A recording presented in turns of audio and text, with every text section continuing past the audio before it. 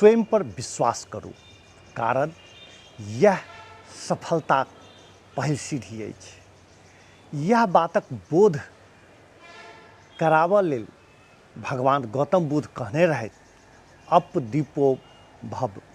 एकर अर्थ अछि अपन प्रकाश स्वयं बनू।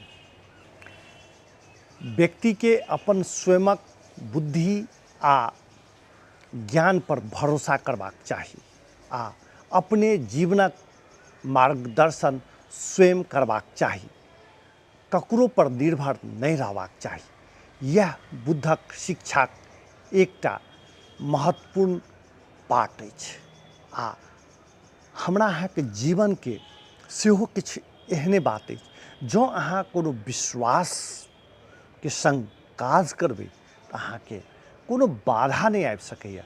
तेँ स्वयं पर विश्वास कऽ कऽ कोनो काज के आगाँ बढ़ाबी।